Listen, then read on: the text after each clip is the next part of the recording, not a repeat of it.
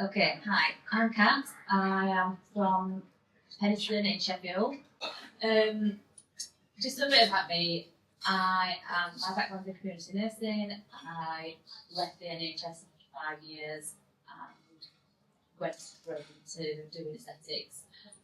And a bit like everyone else, I didn't know what I was doing. I just went in and thought, I'm going to do this. I left the NHS because I wanted that work-life balance. I've got 3 kids. I ended up having a nose because we don't need that these days. But yeah, I want that work-life balance. And what made me leave the NHS? Bit of a crazy story, not as crazy as yours from moving top. I stood in a mystery room at the side of someone's bed, and they didn't have animals, and they couldn't poo. And I thought, that's it. I'm not doing this. I want a nice clean clinic with mystery pools everywhere. Just have one of your t-shirts that I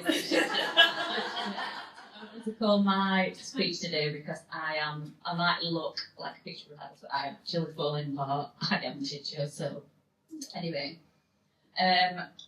I've done my level 7 in clinical injectables. That again in the education, I think that's really important. After I did that, that's when I felt really confident doing injectables and like fillers and things like that. I was predominantly skin before.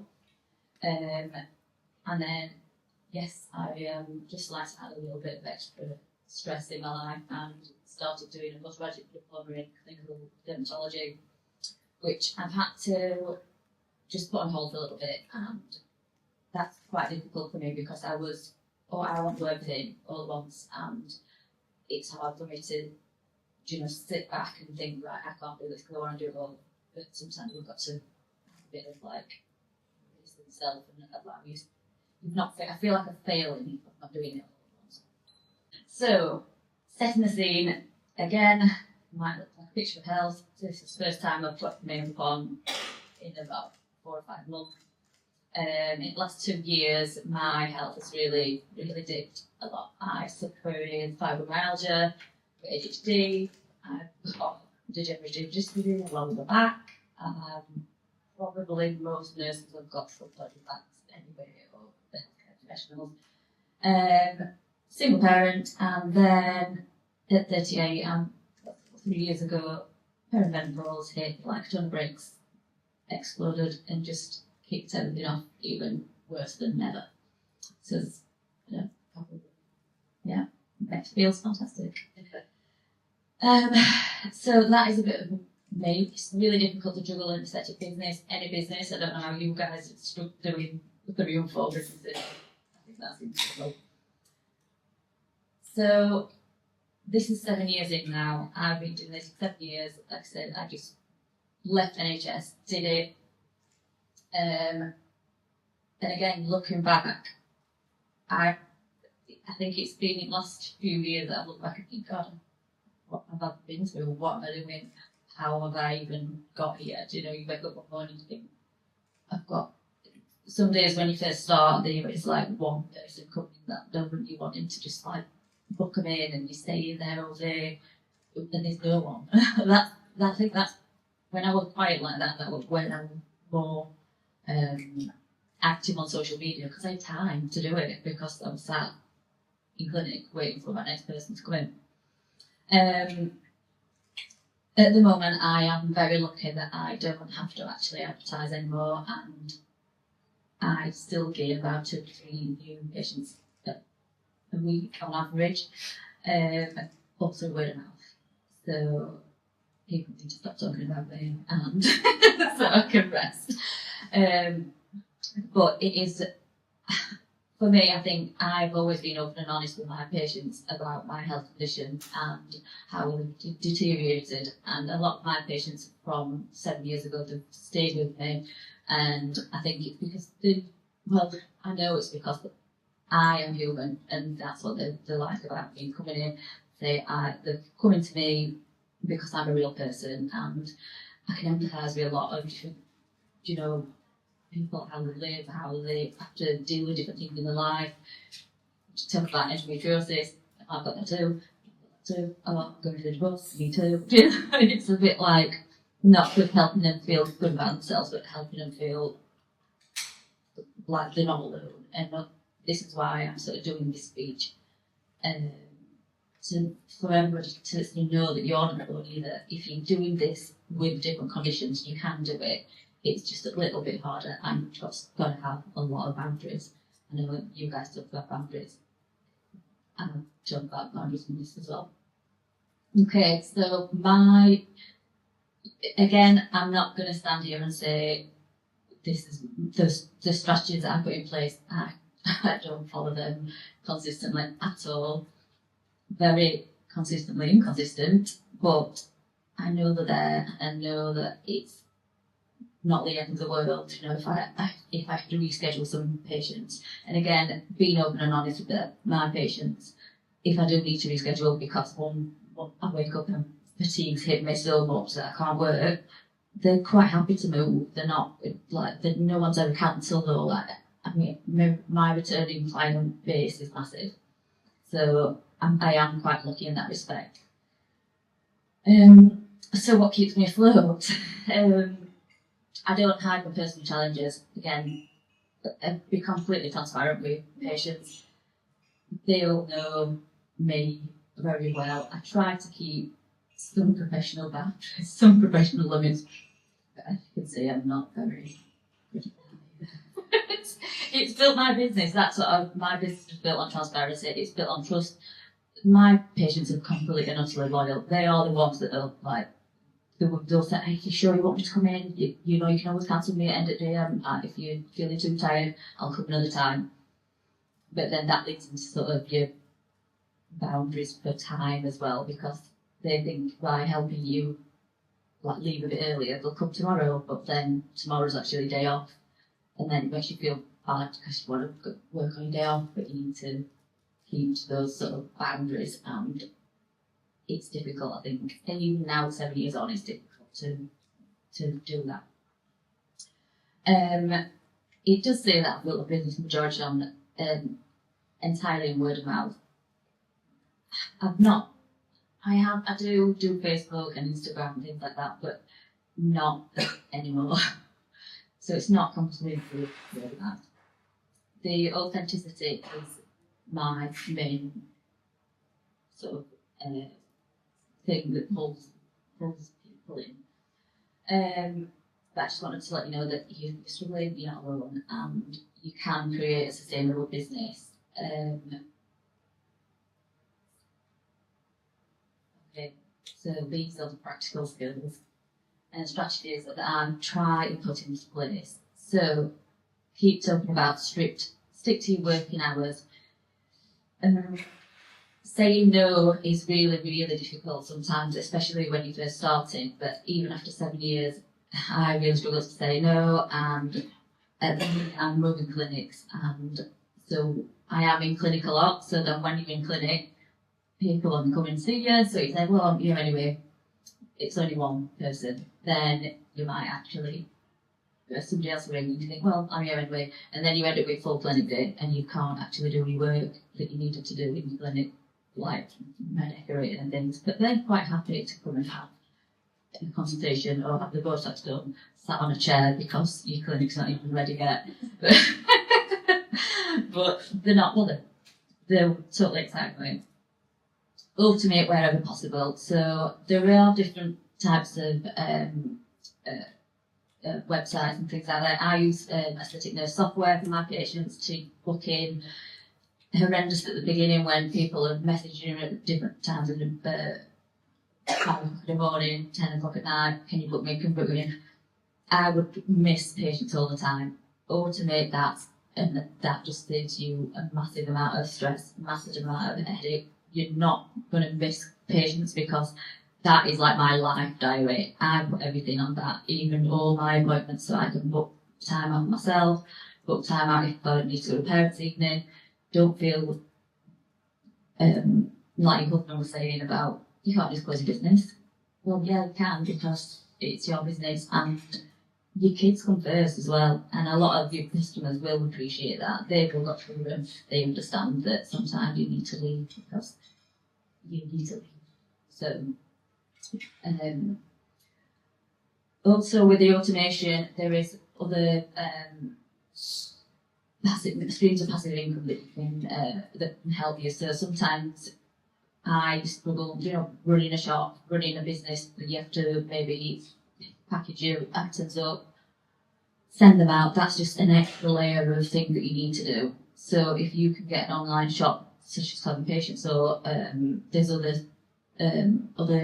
like companies that do these things, that you don't have to really lift a finger. They will do everything for you. They will send out the information, the products and everything to your patients, and you just sit back and have money coming into your bank. So it's really nice. Yes, that's similar. So get help even if you don't think you can afford it. So you can afford it, and it actually, your time is a lot more important than money sometimes, and actually eventually it does turn into more money because you free up time to do other things that bring you that other source of income in.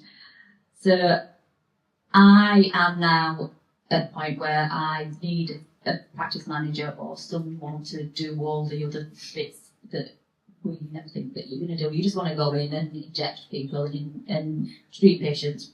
But that business side, I've got no idea what I'm doing. So I have actually hired a virtual assistant. Well, she's not virtual, but she is research. She works virtually for me. So when I tell my patients, I'm like, oh yeah, I've got a virtual assistant. They're like, they think it's like a chat GPT, but she's actually a real person. She's here if anybody wants to speak to her, and she is here. I'm joking around a little bit, so don't take too much of her time. But she does love to organise emails, organises all my treatment plans. She's organised me. She's like my little work carer. But she loves all that, all the stuff that I hear, all the paperwork, all that admin. Weirdo loves it. So I think you're a weird person to come and work with your element of chaos. I need a therapist as well. That's the next stage that I'm looking at. So I can handle some patients to do the wows. I don't do much wows anymore because I haven't got time for them because I'm injecting a lot, or because there's just me. So you've got to sort of choose which treatments to prioritise and what is coming in, rather than it's difficult because I love WOW Fusion, I love the WOW facial. I did loads at one point, but then when I started getting more experienced and more confident with fillers, people want to come to me for fillers. That word of mouth, that. So I again specialise in the natural look, same as at your clinic. I don't like big lips. I don't do it. It's the undetectable injectable. That is what I'm going to trademark in a second. That's what I'm going to send you to do. Before she finishes the speech. Yeah, it's right. But I think mindset, again, we've touched on this in other talks. Mindset is a massive part of what we do. And it is very easy to think, I can't do this. This is way over my head. What am I doing? Shall I just go back to nursing? Shall I go and get a job master? Because that has entered my mind a few times recently as well. But just need to remember that growth doesn't need to be fast. It needs to be meaningful. It needs to flow when you want it to be. I mean, we can go as fast as we want, but sometimes when you've got a lot of health conditions, you need to just be a little bit easier on yourself. And again, don't compare yourself to other people just because someone else has got all these businesses running. It's fine to just have one little business. It's fine that at the moment I don't want to. I had a rep in to come see me a couple of days ago, and she asked me where do I want to go. Do I want to grow my business? And at the moment, no. I just want to be able to get up, go to work, enjoy what I've got, have some nice luxuries, make sure my kids are fed and watered, but just to give me some purpose to get up in the morning and go to work is really, really nice. I'd rather be at work and enjoy what I'm doing than stressing out and trying to like push myself to, build a £1 million business. I'm not there for that. I would just want to be here, just right now, and that's all right. Maybe in future when kids are a bit older and I've got a bit more freedom in that sense, then I can look at the business side of it a bit more. But I think sometimes when you look around, everybody's sort of rubbing and pushing to do that next thing, which is amazing. But sometimes if you don't want to do that, that's okay as well. So that mindset is really important. Done is better than perfect. I am a major perfectionist, so this one is really difficult for me to have as a mindset, especially when I'm doing treatment plans. It takes me 1,000 years to do a treatment plan because I read over it and read over it and read over it, and I just think, why don't I just send it out? Just send it out, it's done. Because they always come back and question it, and it changes anyway. So done is better than perfect. I could have sent 3 or 4 treatment plans out if I'd have just sent it out and not thought about it too much. It's absolutely okay to put a pause on things when you hit health demands or family demands. Everything pops up. It's really, really nice that I have got my client base is really. This is menopause written, by the way. So that they are really understanding, and a lot of my clients have different health conditions as well. So it's quite nice to be able to share experience. So that understanding, that empathy that we have for each other, it's nice. It's like a little family. So, and then you don't need to do everything yourself. So I always think, when I took on Jenny, I found it quite difficult to delegate. I mean, in NHS, that's what we get taught to delegate things, delegate, especially to get higher up.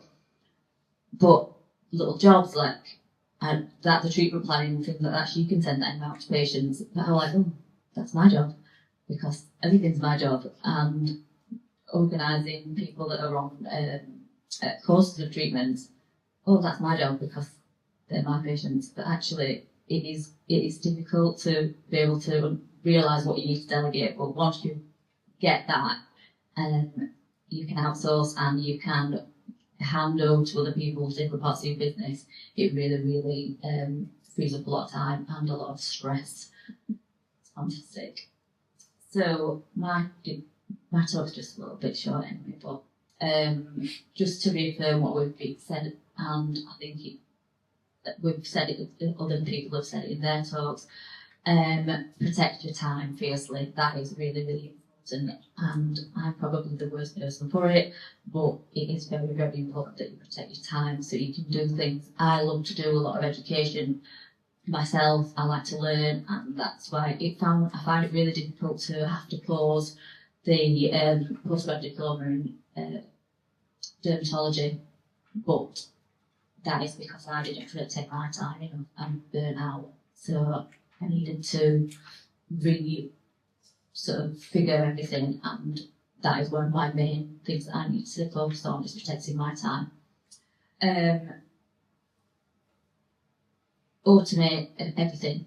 Anything that you can automate it, because even to, like emails and things like that, you can get virtual assistants. You can Jenny to sort through emails, and so you don't miss anything, because if you're like me and you use different pharmacies, you get about 1,000 emails from pharmacies as soon as you put an order in. They're not there anymore. They're in a nice little box, a folder away, and they're just fantastic. Yeah. Don't need them, but I don't delete them because I might need them. What if I need them one day? Probably never need. I don't need 6,000 emails that say you have signed a prescription. But I do. That is what I like. Wake up in the middle of the night. Do I need that from 2001?